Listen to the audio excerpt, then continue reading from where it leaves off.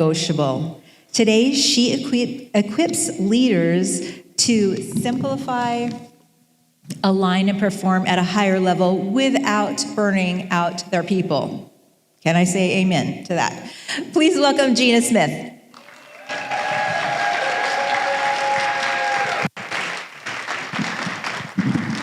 I'm going to do this without tripping. Good morning, everybody.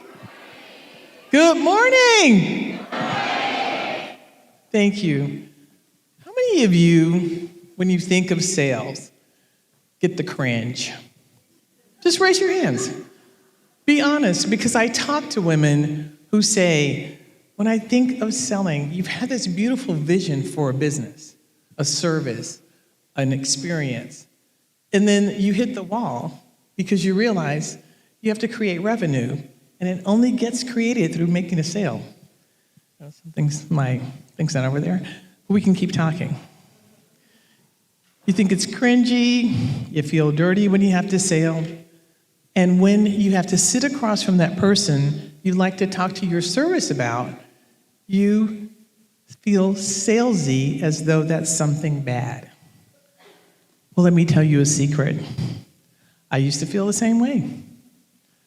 I was an HR professional before I went into sales, and I remember being on an executive team, and there was a guy named Earl Rosran, and I called him Rosrat, because I thought he was a rat that was cheating the customers. And then I found myself taking a sales role, and I always pictured that a salesperson is a man, a white man, fat guy with a cigar out of his mouth, pushy, arrogant, talkative. And I was none of that. Not at all. I am an introvert. I'm a deep introvert. I'm quiet. I'm analytical. See, that old story, it's a story we have to stop telling ourselves, because that's the story that makes us feel creepy. That aggressive person who's been to the car lot and had that man who does not know how to talk to you. I went to buy a car once, and I was married at the time, and the guy's talking to my husband. And he said, wait a minute, she's buying the car. Let's kill that old story and that model, because here's what I learned. The real truth is that good salespeople listen. Good salespeople build relationships. Good salespeople solve problems and help people to close the gap between what they want and getting it. So if you just adopt that, you realize that sales is not creepy. You don't have to be aggressive or arrogant. You have to be a resource. I'm going to talk about 3 things that are important to you being successful in sales. They already gave you my bio. Here's why you should trust me. I do have experience. I've carried a heavy load. That's a picture of me a couple of years ago before I left corporate, accepting an award at my company's national sales meeting. I went from being the most unlikely salesperson to being an award-winning person, to being a leader with a very big responsibility. So if you've got a business, how do you take yourself from being unlikely, selling what you've dreamed of to people, and being a leader, because that's what you are when you sell. There's 3 parts to my sales formula. It is helping people change their mindset. It is helping move away from that form in your mind that somehow I'm being creepy asking somebody for money. As women, we've been taught, downplay yourself, don't talk about money, don't ask for money. Are you sure you could ask for that much because maybe you don't have everything at perfection? No. We can change that mindset to be powerful. Skill sets in the middle. For those of you who feel afraid of sales, who feel reluctant, who feel creepy, who was born to learn to drive? Was anybody born knowing how to drive? No. So no one's born knowing how to sales. The myth of the born salesperson, it's a myth. It's a skill set. I'm looking at this room of accomplished, intelligent women. It's a skill set that if you don't have today, you can learn. Just like you learn to drive a car. And then third is data. We don't give data enough importance sometimes when we step off into this entrepreneurial world. How are you keeping up with your P&L? How are you using data to make decisions? How are you using data to just check yourself? Because a lot of times we want to check the gut, but that doesn't tell the story. Numbers don't lie. They will tell you the story.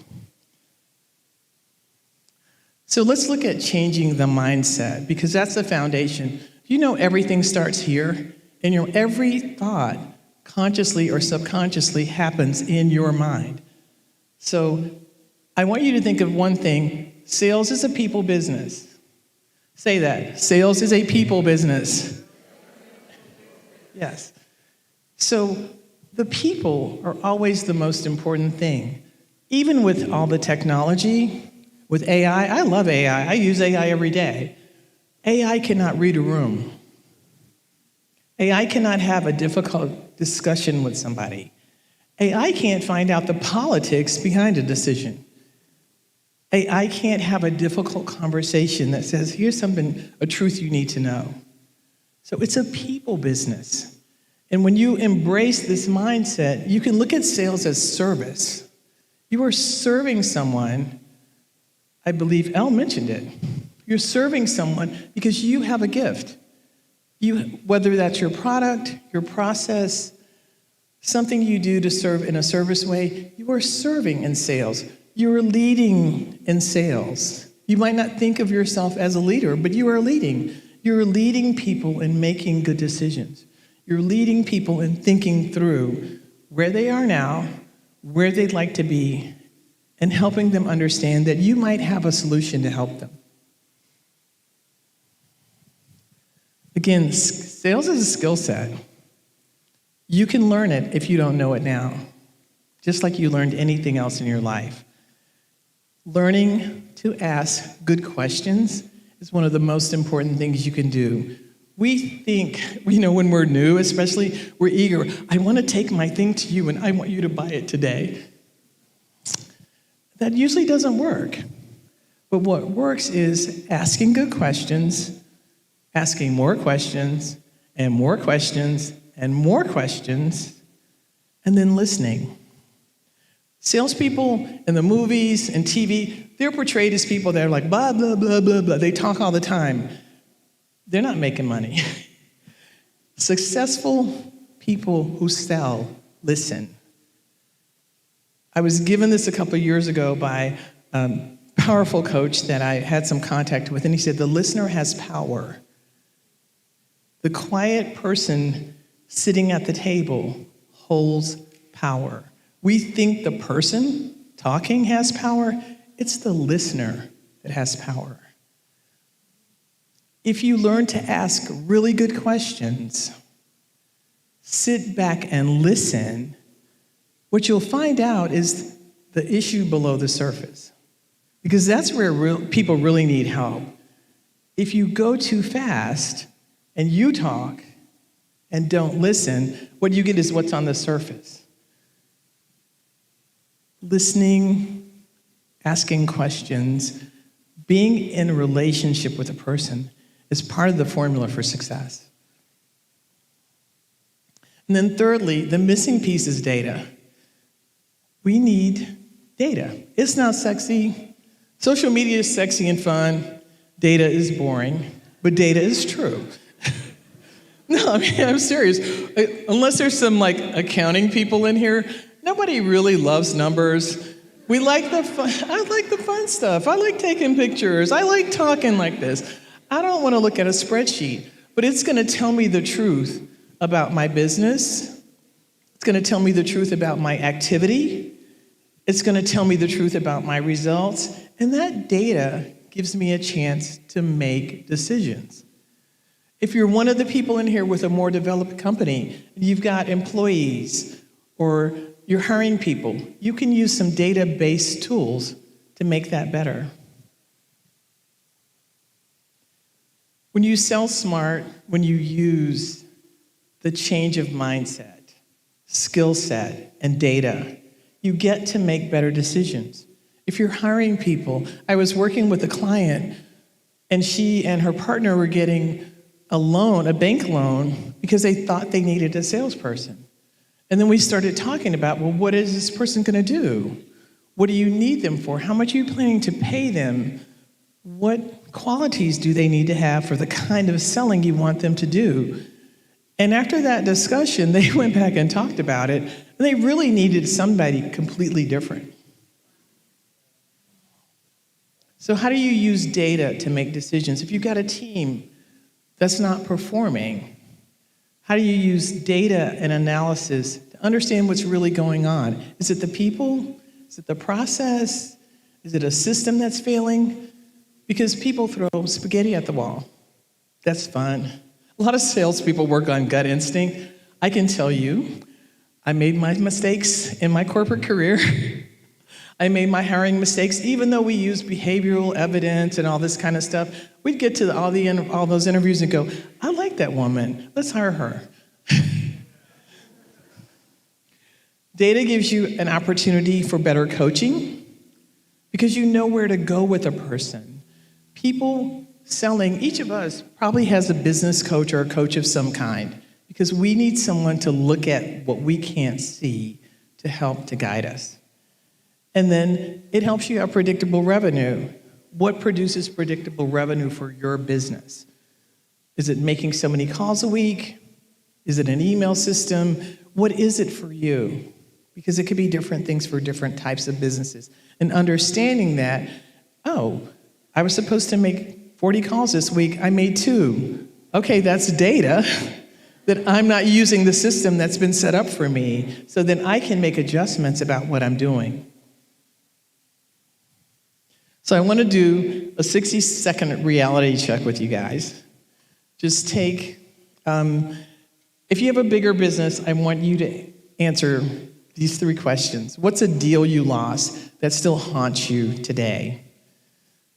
Number 2, what's your team's, if you've got a team, biggest blind spot? And number 3, is your revenue truly predictable? If you don't have a big business, I want you to answer these 3 questions. Where do your clients come from? What's your biggest sales challenge? And then what's the thing you need to fix the most? So, I don't have my phone with me. Can you give me a minute, Tish? We're going to take a minute, discuss that, write your answers down to those questions, and then when that minute's up, I want you to discuss it with someone at your table.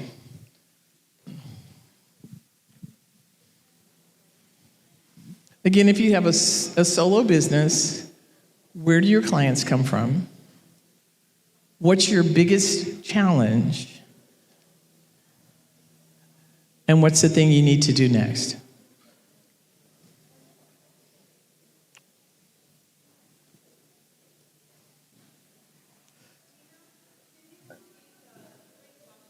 Yes.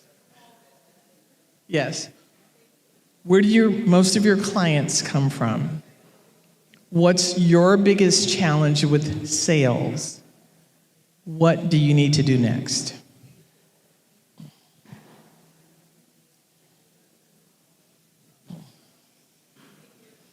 You're welcome.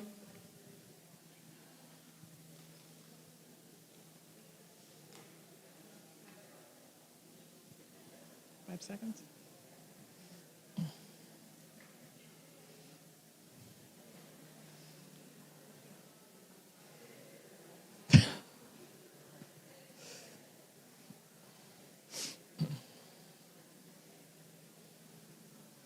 So has everybody gotten a chance to answer those 3 questions?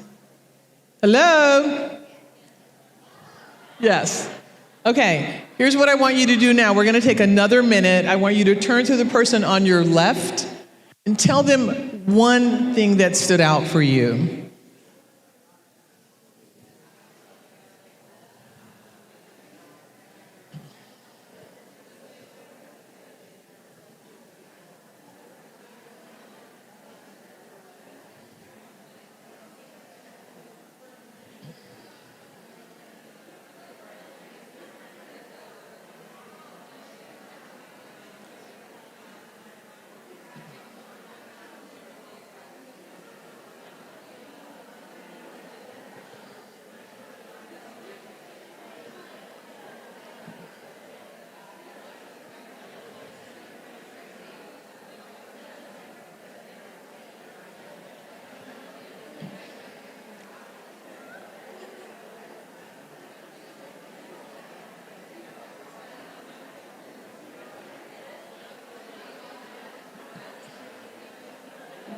Can you see that form? Can you?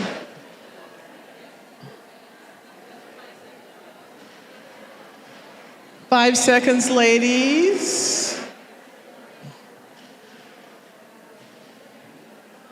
All right, let's bring that to a close. Hello. I love the noise and excitement in the room because I can tell that you were all talking. That was wonderful. So listen, if you're a person who this resonated with, if you know someone that has a business and they're struggling and they're like, oh, I just wish someone else would sell for me, I'd like to invite you to two things. I have over at my table there, come see me, and I have a sales scorecard for you to fill out. It'll take you about 3 minutes. You can see some of your gaps. Thank you. You can see where some of your gaps are, and we can talk, and maybe I can help you. Ooh. I got too close to something. And then I'd like to invite you to a workshop this coming Friday, the 27th. It's an hour-and-a-half workshop. It's going to be on Zoom. And we're going to help you shift your mindset, build your skill set, and create a roadmap for yourself that will get you on the road to success. So you can look at that QR code, scan that QR code to sign up. It's on Eventbrite. It's $197. Great value to help you start your next quarter off strong. And then I want to thank you because I want you to love selling like I learned to love it. And I want you to have joy in that part of your business if it's paying right now. So remember, mindset, skill set, and data is your formula for success. Thank you all. You can stay in contact with me there.